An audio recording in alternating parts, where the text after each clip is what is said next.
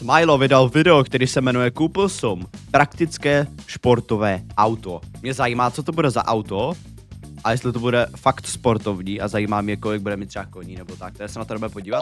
Ahojte, čaute, víte vás pri ďalšom videu. Tentokrát to je také netradičnejšie videjko, jak sa hovorí, jediné svojho druhu na tomto kanáli. Aha. Ale povedal som si, že Já Smileyho moc neznám, já ho viděl asi poprvé. Smilo, narazil jsem tady na něj prostě, random. ešte sa k tomu dokopem, lebo ste viacerí napísali, že Smilo, však ty si zaobstaral nové vozidlo a ešte stále si nám ho nenatočil. Tak To mě zajímá jaký. ešte po 2 mesiacoch som sa k tomu dokopal a si ukážem vám to rovno, nemusíme zdržovať. Jedná sa o Škoda Aha, Škodovka, jo. Kamiq vo verzii Monte Carlo. Sportový auto, kolik to bude mít koní, tohle Škodovka. Čiže v tej športovej výbave, komplet čierne. Monte Carlo výbava čo robí je, že pridáva nejaké plastové čierne lakované prvky do toho auta plus, nevšímate si tú špinavú strechu, prečo som to auto umýval a vidíte, zima proste moc nepraje autu. Plus panoráma, je to To ne, no, v zimě vytahovat auto, to je prostě crazy. konkrétne, je to jazdenka samozrejme, nové to není, je to ročník sa mi zdá, že 21. Je to obuté na 18-palcových Monte Carlo kolesách. Trošku odřený tady už. Alebo inak povedané športových. Je to najvyššia motorizácia, 7-stupňový automat, 110 kW, čiže nejakých 150 koní.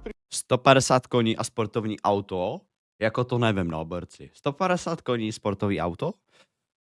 Já bych řekl, že když má auto 250 až 300 koní, takže to je sportovní auto. Ale 150 koní bych neřekl, že je úplně sportovní auto. Jako sportovní výbava, sedačky určitě ano, jak to vypadá to auto, vypadá to pěkně. Ale 150 koní není to za mě úplně sportovní auto. Približne, mám toto auto už asi približne nejaké 2-3 mesiace, už som na ňom stihol najazdiť nejak približne skoro 5000 km, takže už asi aj viem, aké sú jeho neduhy, jeho výhody, neduhy. Sa mi strašne páčia ešte stmavené zadné okna, súkromie. Ešte vám ho ukážem aj takto. Jako za mě Škodovky vypadají dobře, všechno vevnitř, jako jde to, je to v pohodě. Ale na mě jsou moc drahý, jako. Vem si, že si koupíš novou oktávku za 800 000, 700 000, 800 000 třeba, že jo. S nějakou výbavou, ne v normální výbavě. Koupíš si prostě trošku lepší Škodovku a hned vysolíš za to třeba skoro milion, jo. Neříkám, že milion, ale skoro. A za tu cenu, třeba za 900 000 nebo milion, můžeš mít starý Mercedes, který má 350 koní třeba, že jo. Jako... Radši skoupím ten starý Mercedes nebo starý Bavorák, který má 300 koní nebo něco, než tuhle napůl novou 2021 Škodovku, že jo. Ale to je můj názor čistě, jo. Zase to je třeba víc praktický, je to napůl takový rodinný, bych řekl, je to takový SUVčko, Kamiq prostě, no jako, to je můj názor, no, na to. Strašne sa mi páčia tie full ledkové svetla, ktoré sú na tomto aute, dynamické smerovky a... Ale neříkám jinak, jsou Škodovky super auta, já proti nim nic nemám. Sú tu Matrixy, takže žiadne vyrezávanie, bohužiaľ, ale to mi nevadí, popravde veľmi. Strašne sa mi páčia tie smerovky, ja ich musím ukázať. Smerovky. Takto auto bliká vpredu a takisto bliká aj vzadu. Jo, takový detaily mě taky baví na autech. Ty směrovky, to je dobrý, no, to se mi líbí na těch autech. Dobre, to som ukázal. Taká blbosť, proste tak ma nadchne neskutočné. Takže ako som spomínal, auto mám z druhej ruky, je to jazdené auto, teraz mám na ňom približne nejakých 70 000. Zase nie som ľudia nejaký autičkár, takže v tomto videu môžu byť aj nejaké, jak sa hovorí, chyby. Ako mám rád auta, ale zase odborník úplne nie som do tých aut. Ale snažím sa vám samozrejme ukázať to, čo momentálne vlastním. Ale jo, je to pěkný, když se na to kouknu, tak jak je to zatmavený, mi se líbí, jak je to zatmavený, ty zadní okna. Prostě celkově je to do ty černé barvy, je to moc pěkný. I vepředu, ten grill, jak je tmavej, jak je černý. Jako vizuálně, jako pálec nahoru, to se mi líbí. Môžeme sa ísť pozrieť dovnútra. Takže takto vyzerá nejako ten športový interiér. Ako sa Aha, jako nelíbí se mi, jak je to látkový, ty sedačky. Jako to se mi moc nelíbí. Nelíbí se mi ta červená, to je takový vyblitý, takový divný prostě. Ale jinak super. povedali, je to tá najvyššia výbava. Volant je pěkný. A Monte Carlo. Jediné, čo sa mi trošku nepáči, sú tie samozrejme tie sedačky, ale samozrejme ja už som si na ne velice zvykol, už sa mi aj celkom páčia športové sedačky, ktoré... A jsou takový docela velký, takový, jako vypadají docela sportovně, ne, že ne? Vás udržia v tom sedadle, aj keď to není úplne, že najšportovejšie auto, ale sedačky na to mám prispôsobené, že môžem jazdiť. Ale já si myslím, že to bude vyhnaný, aby to jelo rychle. Jako 150 koní, ano, ale v tomhletom autě to není až tak velký auto, jo? Tak si myslím, že to pojede. To pojede. Nepojede to pomalu. Bude to dobrý. Pomaly Formulu 1. Fú, aká je zima, sa tu zatvorím radšej. Kamo, tak tohle. Ukáž. Môžem jazdiť pomaly Formulu 1. To se mi líbí. Fú, Ta střecha. To je moc pěkný. Ta panoramatická střecha. To se mi líbí. To je velký plus. aká je zima, sa tu zatvorím radšej. K výbave Monte Carlo je samozrejme aj tento trojramenný kožený volant Monte Carlo, Ten je taky pěkný, taky se mi líbí. ktorý je už trošku tiež špinavý. Mám ešte klasické budíky, nemám virtual cockpit, čo je na jednu stranu aj dobré, lebo sa mi páči. Jo, klasicky jsou lepší než nějaký virtuální kokpit, kámo. Teď tam vidíš krásně tu... Kámo, co to je? Ten, prostě tu... Já nevím, já jsem zmatenej teď. Prostě tu, Ako ten budík samozrejme ukazuje ten budík, no, jak jede prostě nahoru, když jdeš čím rychlejš, tím jede nahoru, že jo, a to je prostě zábavný takový. rýchlosť hore dole, že nie je to také jak digitálne. Jasný, no. Má to taký ten svoj, taký ten feeling. Jo, má to ten feeling, no, to má pravdu. Plus je tu tento, Kámo, neviem koľko palcový displej, je to základný displej, ktorý pri platkovej ten není špatný takový displej, ten je dobrý. výbave ešte sa dal trošku zväčšiť, ale tento je úplne že dostačujúci na všetko. Samozrejme dvojzónová klíma, klasika, automat, dokonca aj padlové radenie pod volantom, takže sa môže zahrať na takého Maxa Verstappena. Ako vidíte, tak nado mnou je už aj A taky mi připadají škrovky jako takový policajní auta, jako. Že to působí tak jako, nevím, jak je to látkový, je to takový pro policajty hodně auta mi přijde. Proto v nich taky jezdíš, jo. Přijde mi to takový policajní auto, no. panoráma, ktorá... Nevím, jak to prostě říct, ale prostě policajní feeling z toho auta. Nevím proč. Neviem, ako to je vidno na kamere, ale z môjho samozrejme predného sedadla tak moc nevidím s Je panorámami, moc prasený, jako.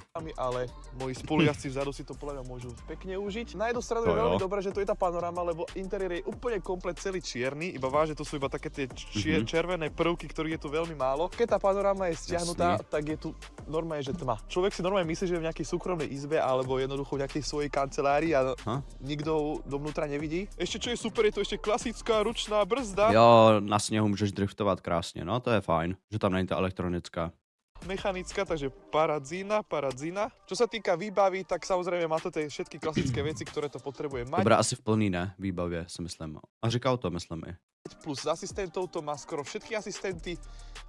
Dobre. Jo, to už by mělo mít 2021, to by mělo mít už asistenty a všechno. Naštartovať. Takže takto naštartované, minus 2 vonku. Takže z asistentov tu máme sledovanie mŕtvého uhla, máme adaptívny tempomat, máme držanie v jazdných pruhoch, Schválně můžete napsat do komentáře, jestli se vám líbí třeba Škodovky, nebo co se vám líbí za auta celkově, co byste si pořídili. máme núdzové brzdenie. Nie sú to všetky asistenty, chýba tu rozpoznávanie únavy vodiča plus rozpoznávanie značiek, čož by akurát nevadí, lebo to sú akurát dva asistenty, ktoré nie sú nejaké, ktoré by som potreboval velice. A spokojne si môžeme zatiahnuť tú panorámu. Takto sa Nice. zaťahuje pomaličky, čo je blbé, že sa zaťahuje z môjho vodičovho sedadla a nie zo zadu, ale tak ja už som si na to zvykol a už to berem ako súčasť. Vidíte to, ako zrazu toto trošku stmá. To se vždycky zatahuje od řidiče, ne? Dozadu. Jsem nikdy neviděl, že by se to zatahovalo ze zadu. Sice asi kamera trošku zosvetľuje.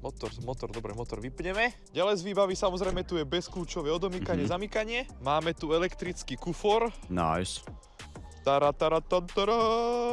Čože super, že ešte pod podlahou máme ešte dojazdovú rezervu. Dokonca Dobrý. tu máme aj kompresor. Čož mi trošku vadí na tomto kufri je to, že to osvetlenie Neříkám nic, je to praktický, je tam všechno, jako líbí se mi to, proč ne? tohto kufra je úplne že mizerné. Je tu jediné, čo tu je toto maličké svetielko, ktoré tu bojuje o život s tým, aby to v noci osvietilo tento celý priestor. A to je blbý, no.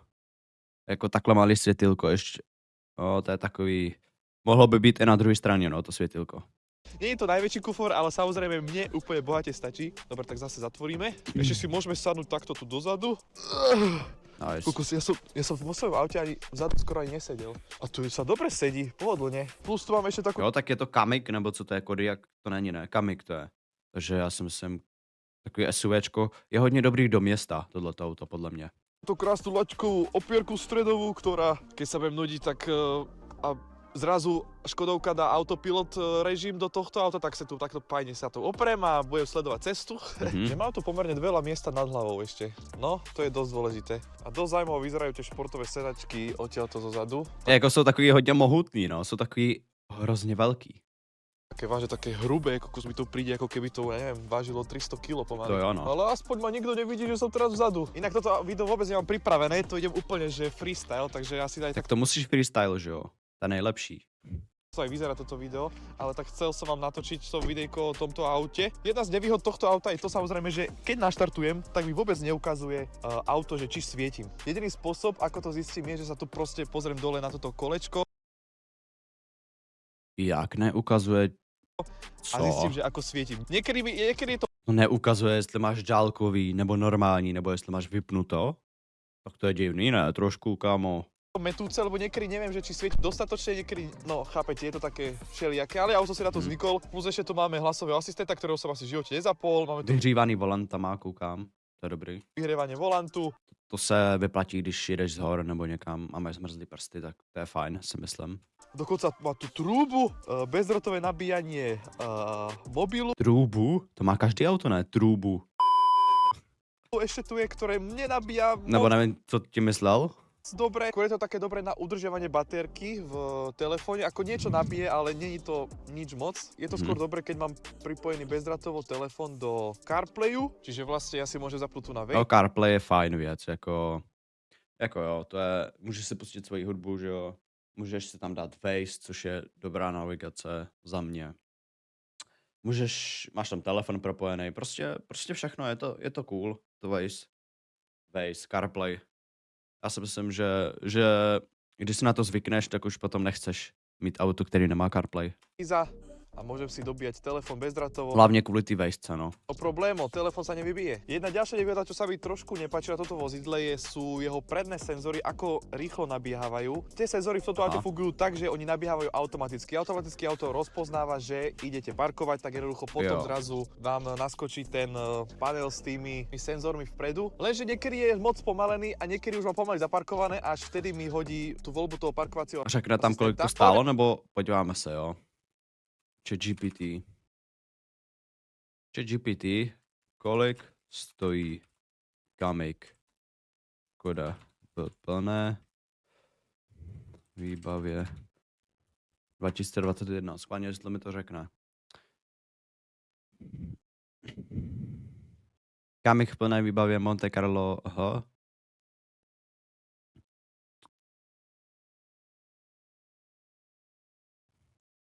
Počkej, cože? Průměrná cena. 410 000 až 450 000. Fakt. Tak to je dobrý, kámo. Jestli zatral tolik, jestli zatral tak málo, tak to je dobrý. To není co řešit, jako. Tak to je fajn cena, jestli to je teda pravda. Tak jako, to je dobrý auto. To je hodně dobrý auto za tu cenu, jako. V pohodě. Asi manuálne sa to určite dá nejako zapnúť dopredu, ale hovorím, že ten automat nie je moc niekedy šikovný. Šikovný je vtedy samozrejme, keď už začnem cúvať, vtedy automaticky vyhodí všetky senzory, automat hneď, takže dá sa to v podstate tak spraviť, že môžem hneď začať cúvať a hneď už mám v dispozícii aj predné senzory. Jedna z tých výhod je, čo som vážne donedávna iba objavil, je napríklad, že keď si dám samozrejme spiatočku, tak mi ukáže parkovaciu kameru. Zistil som, že okrem senzorov vzadu, mám tu ešte senzory, ktoré mi sledujú mŕtve uhly, ale nie mŕtve uhly, ktoré sú v späťakoch, ale mŕtve uhly pri vyparkovávaní, čo sú Tak to je dobrý. Tak to už by mělo mít, jo. tieto dve dlhé čiary čierne vedľa toho auta. Čiže vlastne, ja keď napríklad vycúvam z nejakého parkovacieho miesta, tak auto sleduje ešte mŕtve uhly za ďalšími autami, či tam náhodou sa niečo nenachádza a auto ma vie krásne upozorniť, že pozor, niečo tam je. Je to samozrejme klasická statická parkovacia kamera, nie sú tu dynamické čiary, není tu ani vyhrievané predné okno, fúkar vpredu je, takže tiež zatiaľ mi to... Není vyhřívaný přední okno. Jak to? To nemá vyhřívaný přední okno, to tam musí být. Ale cením, že má USB-C. To cením, protože já už mám třeba nový mobil a tam mám USB-C. Takže to je dobrý, no. I pro nový mobily a je to fajn prostě, že to je už USB-C. Že tam není starý USB. Nevadí, popravde. Ešte dokonca viem si otvoriť kufor zozadu. Wow! Teraz to musím zatvoriť, lebo zatvoriť sa nedá z vodičovho miesta. Dobre. Má to super spolahlivé režimy, keďže je to automat, dokáže to ísť iba na 2 válce, keďže to je 4-valec. Tieto režimy sa zapínajú automaticky, ja ich neovládam. Plus a toto auto disponuje takzvaným ako keby takým plachtením, v podstate jeho zotrvačnosť, alebo neviem jak tam nazvať, je oveľa dlhšie ako pri nejakých normálnych autách, čiže vlastne on ako keby šetrí palivo iba tým, že iba tak plachtí po vozovke, čiže v podstate nemusím ani stlačať plyn nič a proste auto iba ide, využíva využívať, neviem ako funguje tá prevodovka, ale týmto spôsobom tiež Aha. šetrí palivo. A plus aj to auto nie je úplne, To neznám tohleto. že nejaké, jak sa hovorí, také žravé. V zime to auto trošku žere viacej, ako som očakával, ako to je pravda, ale keď bolo teplé počasie, ešte v oktobri, keď som to auto zakúpil, tak Aha. som sa kľudne v meste, vážne v meste som sa vedel dostať pod 7 litrov. Inakšie teraz v zime mám takú spotrebu okolo 7,5, asi približne 8. Jako to není úplně nejmíň, ne? To je jako docela dost. Ale jako, kolik to má? 70 000 na to. Aha, aha. Jako to není malá spotřeba, si myslím. Niekedy vyskočí, samozrejme záleží od štýlu jazdy. Plus ešte sa tu nachádza A tak je to, jak říkal, sportovní auto, že jo? Takže asi to bude mít větší spotřebu. ambientné osvetlenie, ktoré je tu pozdĺž tejto palubovky, ale nie je akože nejaké, že moc extrémne, že výrazné, je to vážne iba také jemnučké svetlo, aj keď to je na fullke nastavené. A asi to je všetko, čo som chcel povedať. Toto je môj Monte Carlo Škoda Kamiq, Škodovka v Má tam odřený kolo už. športovej výbave, v tej najvyššej podstate výbave, aké sa dalo získať toto auto vtedy. Nie som nejaký autíčkár, toto je moje prvé video o aute, takže samozrejme musíte to brať trošku s rezervou. Takže môžete mi kľudne napísať do komentárov, čo si myslíte o tom aute. Zatiaľ jazdí spoľahlivo, dúfam, že aj bude, ešte stále je v záruke nejaký ten mesiac, takže ešte keby náhodou sa niečo pokazilo, tak ho ešte môžem zreklamovať. A uvidíme fajn, sa no, pri nejakom záruka. ďalšom videjku. A to je odo mňa všetko. Bye bye. Čus.